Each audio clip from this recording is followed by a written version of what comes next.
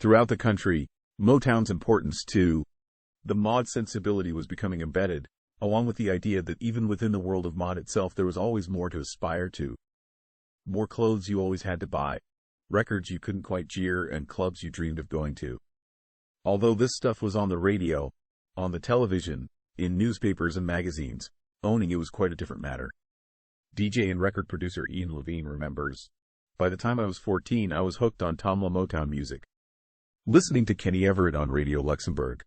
He wouldn't just play the hits like the Supremes or the Four Tops, he'd play the Velvelettes and Rita Wright too.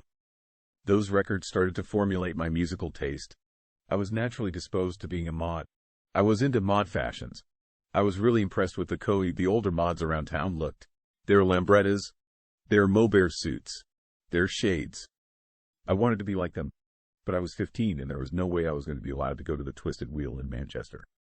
I had bought pop music like any kid, but once I'd been exposed to black music, it just meant so much more to me. It clicked with how I felt about the world. It was just natural. I started collecting Motown with my pocket money and used to go down to a record shop on Bond Street in South Shore in Blackpool. I'd see this dance style in the Blackpool clubs by the older guys and girls who'd been to the wheel. The dance styles at the wheel had evolved from closely watching the visiting black acts who played there. The dancing started from the kids with a sense of rhythms trying to copy the routines of the American groups, the steps, the finger clicks, the spins, the temptation walk, the Jackie Wilson backdrops. Northern Soul is the musical religion that refused to die. Based on a devotion to obscure American soul music, this underground dance scene exploded across Britain in the 1970s. At its peak, people travelled hundreds of miles to dance all night, defying mainstream fashions and the charts. For a time, places that had been music hall jokes hosted some of the coolest nightclubs in the world. Northern Soul was the birth of late-night dance culture in Britain, and I was there.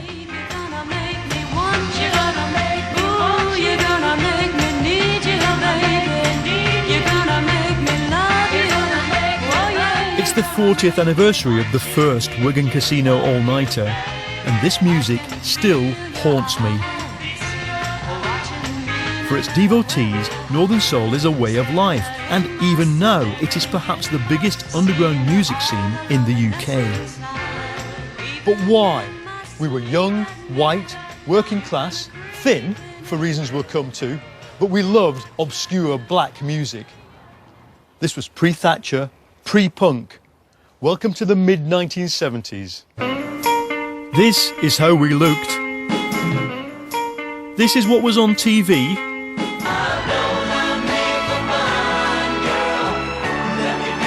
And this is what we were supposed to dance to. This is how we reacted.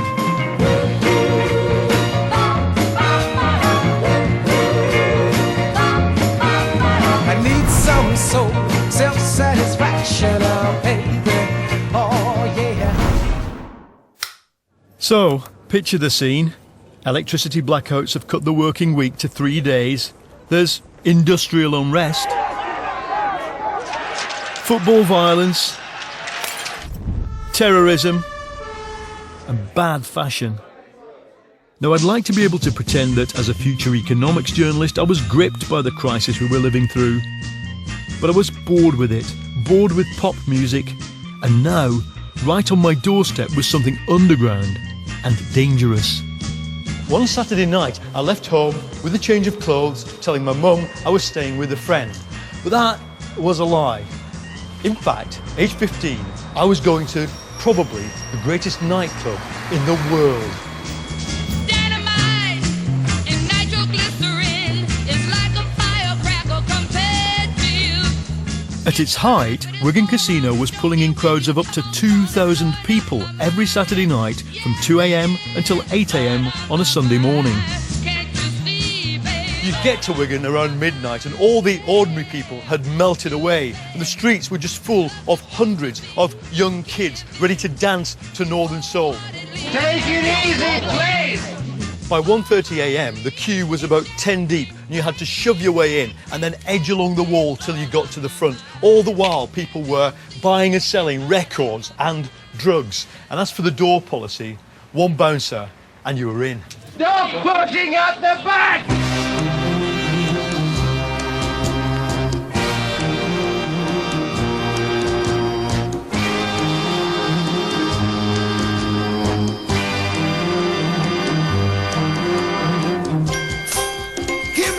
On the dance floor, it felt like, well, freedom.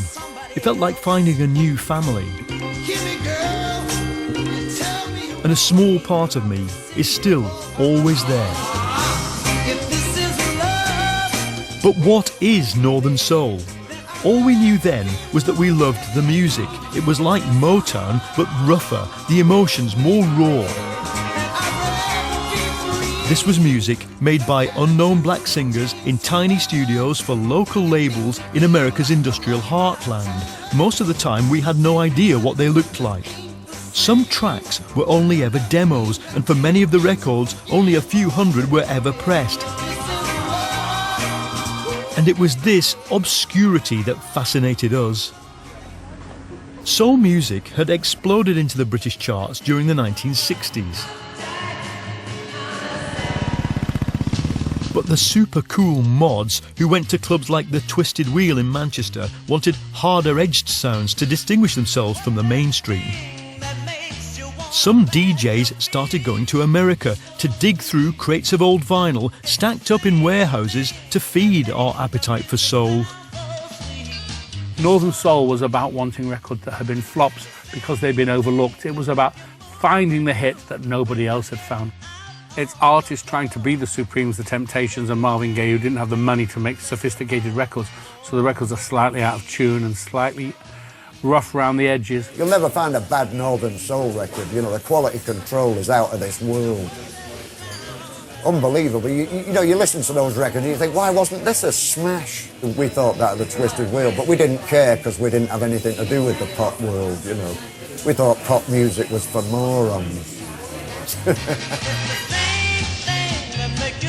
The term Northern Soul was coined by music journalist Dave Godin when he noticed that Northern football fans coming to his record shop in London kept asking for heavy, dance beat records nobody had heard of. I think the soul music you might hear on the radio would probably have been sugary sweet, a lot of them. I mean, a lot of the labels started to add strings in about 1964-65, and that was to get into a larger audience, a white audience.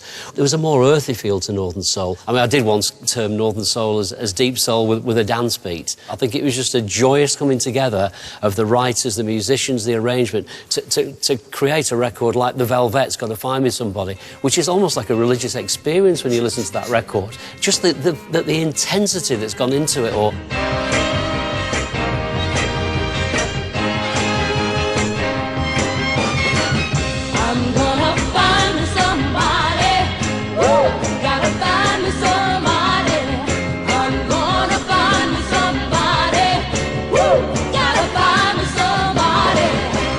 The Twisted Wheel was shut down in the early 70s, but the flame had been lit.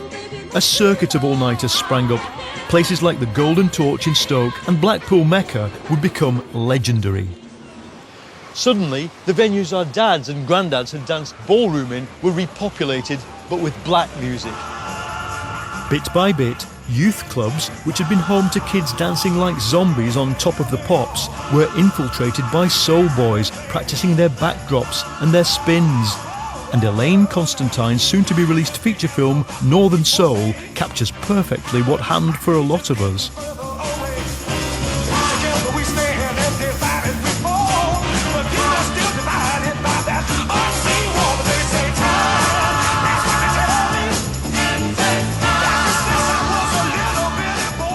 So this is the torch. This is the Twisted Wheel period. Twisted Wheel. You can really see the mod influence there. And then it changes when it gets to Wigan. Yeah, the hair got longer, the sideburns got longer. God, I remember that. Working class culture was very pub orientated. It was very pop orientated. What were Northern Soul people doing when they created that subculture, do you think? It was an elitism kind of aspirational thing. there was a kind of special thing about Northern Soul that elevated you out of the day-to-day. Let's see on that floor. Frankie Valli, The Night. The idea that it didn't sound cheesy and commercial was a big appeal, because, you know, no one wants to be spoon-fed shite from the charts, do they?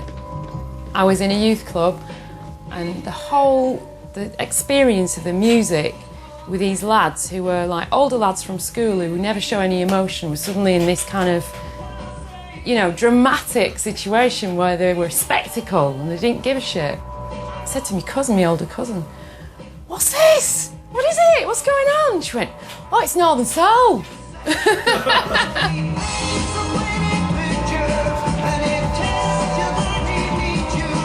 We sort of took over when we kind of got going, and there was still people hanging around who were into status quo or whatever, who were really annoyed about it, but there's nothing they could do. For me, Northern Soul, more than anything, is about the people. It's about the characters that it kind of attracts, how extreme they are, how obsessive they are. You know that every single person is going through every beat of that record with you, and you know that when you do that, it's all going to happen at that moment. And it's that sort of feeling of like, it's almost like you're all running the same race together, do you know what I mean? And then that break's coming up, you're like, here we go, we're all ready for this, right, bang! And you're up there, do you know what I mean? And you're spinning or whatever, and you can just, in your periphery, you can just see it all happening around you, and everyone else is locked into it as well. You're making me remember a lot, actually. It was quite exotic in a way because we were listening to black people's voices from America, and that was weird, you know. We didn't even know any black people. There's hardly any black families in our town. So it was like something very special. It's Northern Soul, it's actually from America.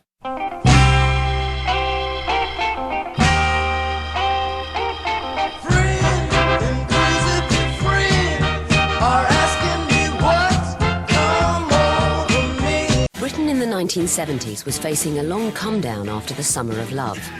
Neither the successive Labour governments of Harold Wilson and Jim Callaghan, nor the then powerful unions, could stop Britain's industry sliding into eventual obsolescence.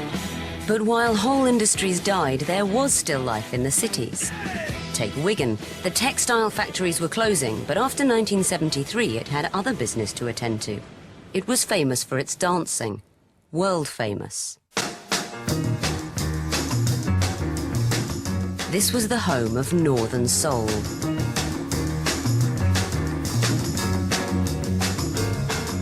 So basically, if you're interested in, you know, sort of underground soul music, you'd have to organise yourselves and get on a bus and get to the only place that played it. Otherwise, it was you were going to sit in a club listening to Donny Osmond.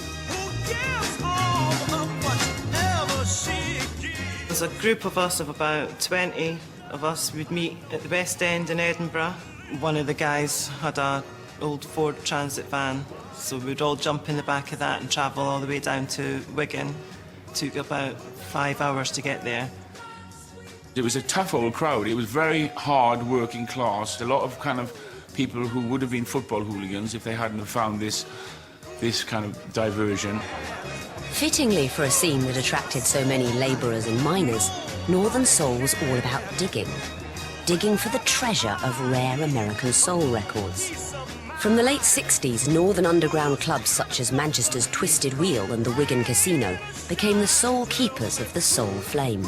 We'd all queue outside the main entrance, just desperate to get in, and as soon as they opened the doors, it'd be this big rush where people were getting crushed. People would stand on your head to get in because they knew that they would only let so many in at a time. Take it easy, please! Stop pushing at the back! And we were off, dancing all night long, from midnight till 8.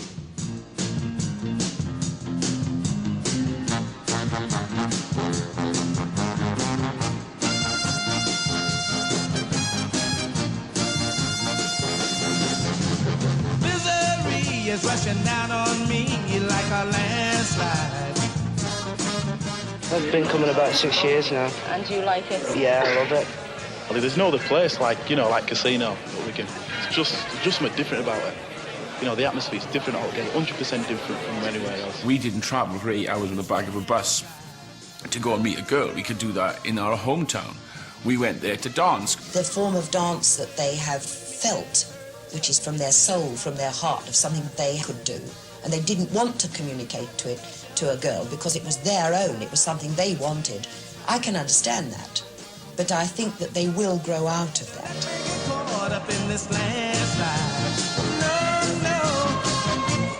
Just to watch within 30 minutes of it going from no people to 2,000 was just wonderful. And then you could see them trying out the new steps that they've been done. You know, they've been practicing all week. I was at the front and I thought everybody was just the best dancers you could ever see. And I only learned from one of the dancers that, in fact, you started at the back and you had pecking orders so that you got to the front.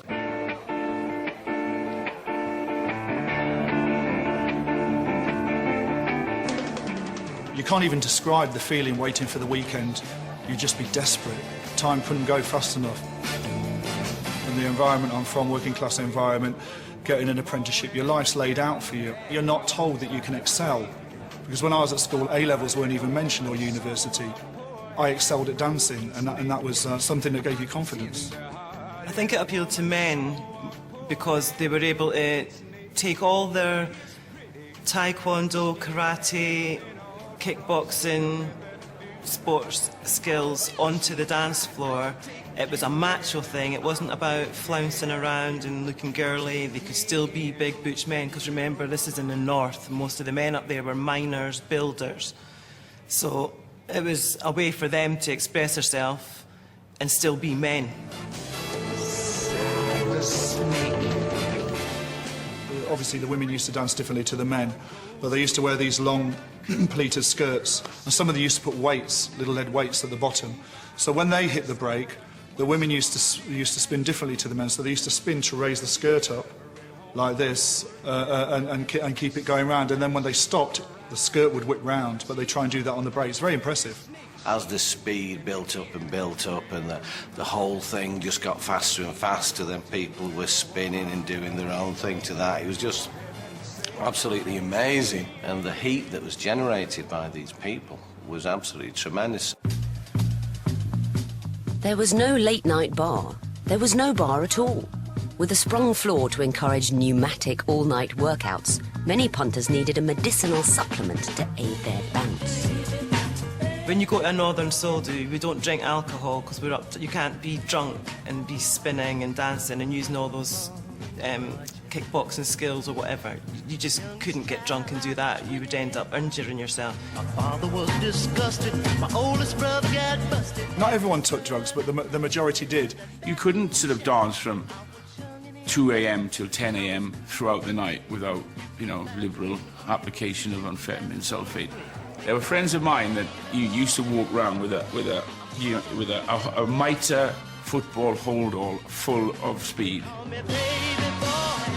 Chewing gum, Polar Mints, anything to keep your sugar levels up. It was Lucasade that kept the majority of people going. In 1978, Wigan Casino was named Best Disco in the World by US Billboard magazine, topping even New York's renowned Studio 54.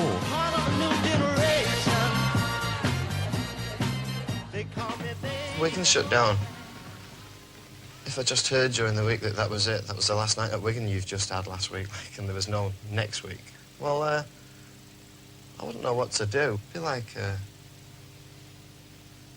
instant nostalgia. That would be it. You'd think, God, I'm going to be looking back for the rest of my life. On December 6, 1981, town council leaders closed Wigan Casino to build a civic centre. Derelict, the casino burned down a year after it was closed. The civic centre remains unbuilt. Northern Soul had been about preserving soul's roots. Disco, on the other hand, was about taking the same soul roots and perverting them. Le fric, c'est chic. Disco was where Britain first saw the future of dance, and the future of dance was sex. This insistently sexy music came from America. In the ghettos of cities like New York, discotheques with a Friday night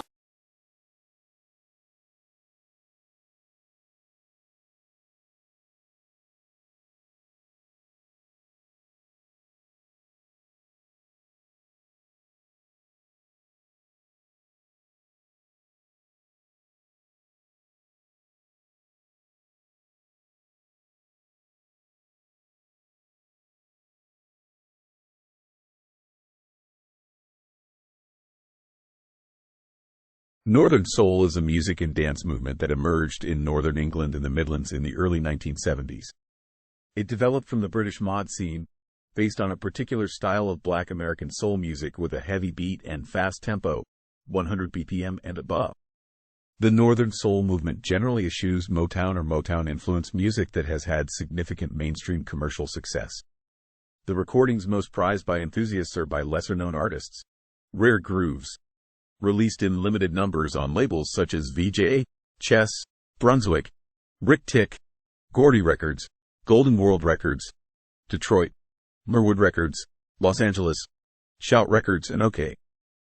Northern Soul is associated with dance styles and fashions that grew out of the underground rhythm and soul scene of the late 1960s at venues such as the Twisted Wheel in Manchester. This scene and the associated dances and fashions quickly spread to other dance halls and nightclubs like the Wigan Casino, Blackpool Mecca, the Highland Room, and Golden Torch. As the favored beat became more up-tempo and frantic in the early 1970s, Northern Soul dancing became more athletic, resembling the later dance styles of disco and breakdancing. Featuring spins, flips, karate kicks, and backdrops, club dancing styles were often inspired by the stage performances of touring American soul acts such as Little Anthony and the Imperials and Jackie Wilson.